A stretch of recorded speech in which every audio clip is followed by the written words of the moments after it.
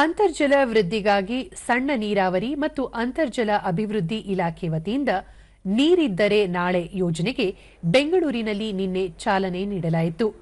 ವಿಧಾನಸೌಧದ ಬ್ಯಾಂಕ್ವೆಟ್ ಹಾಲ್ನಲ್ಲಿ ನಡೆದ ಕಾರ್ಯಕ್ರಮದಲ್ಲಿ ಮುಖ್ಯಮಂತ್ರಿ ಸಿದ್ದರಾಮಯ್ಯ ಯೋಜನೆಗೆ ಚಾಲನೆ ನೀಡಿದರು. ಈ ವೇಳೆ ಉಪಮುಖ್ಯಮಂತ್ರಿ ಡಿಕೆ ಶಿವಕುಮಾರ್, ಸಚಿವರಾದ ಎನ್ಎಸ್ ಬೋಸರಾಜು, ಎಚ್ಕೆ ಪಾಟೀಲ್, ಈಶ್ವರ ಖಂಡ್ರೆ ಮತ್ತಿತರರು ಉಪಸ್ಥಿತರಿದ್ದರು.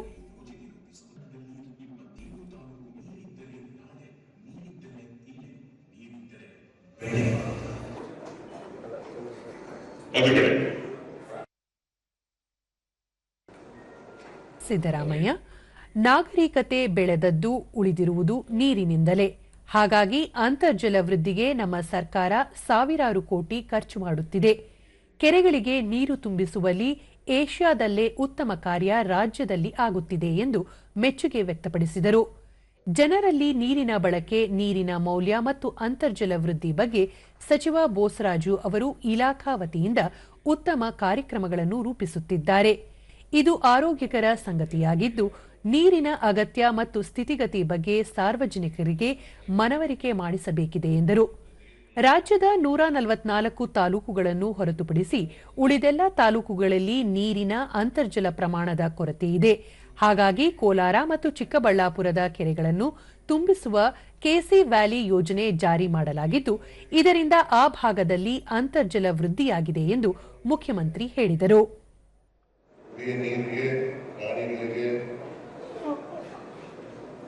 ಅಕ್ಕಿ ಪಕ್ಷಿಗಳಿಗೆ ನೀರಿನ ಅವಶ್ಯಕತೆ ಇದೆ. ನಾವು ಇದನ್ನ ಬಹಳ ಎಚ್ಚರಿಕೆಯಿಂದ ಬಳಸಬೇಕು ಅಷ್ಟೇ. ಇರ್ತಕ್ಕಂಥ ನೀರು ಎಷ್ಟು ಸಿಗ್ತದೆ ಅಷ್ಟು ನೀರನ್ನ ಎಚ್ಚರಿಕೆಯಿಂದ ಬಳಸ್ತಕ್ಕಂಥ, ಸಂರಕ್ಷಣೆ ಮಾಡತಕ್ಕಂಥ ಕರ್ತವ್ಯ ನಮ್ಮ ಮೇಲಿದೆ. ಡಿಕೆ ಶಿವಕುಮಾರ್, ಪ್ರತಿ ಹನಿ ನೀರಿನ ಬೆಲೆ ರೈತನಿಗೆ ಮಾತ್ರ ಗೊತ್ತು. ಹಾಗಾಗಿ ನೀರಿನ ಸಂರಕ್ಷಣೆ ಮತ್ತು ಅಂತರ್ಜಲ ಹೆಚ್ಚಿಸುವಲ್ಲಿ ಸಣ್ಣ ನೀರಾವರಿ ಇಲಾಖೆ ಉತ್ತಮ ಕೆಲಸ ಮಾಡುತ್ತಿದೆ.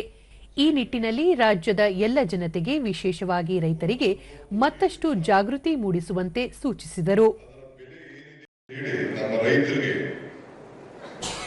ಯಾವ ರೈತರಿಗೆ ಸಂಬಳ ಇಲ್ಲ, ಯಾವ ರೈತರಿಗೆ ಪ್ರಮೋಷನ್ ಇಲ್ಲ, ಯಾವ ರೈತರಿಗೆ ಪೆನ್ಷನ್ ಇಲ್ಲ, ಯಾವ ರೈತರಿಗೆ ಲಂಚ ಇಲ್ಲ, ಯಾವ ರೈತರಿಗೆ ರಿಟೈರ್ಮೆಂಟ್ ಇಲ್ಲ.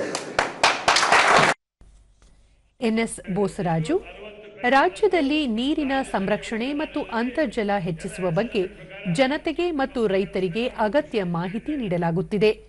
ಅಂತರ್ಜಲ ಬಳಕೆಯಲ್ಲಿ ರಾಜ್ಯ 10ನೇ ಸ್ಥಾನದಲ್ಲಿದೆ.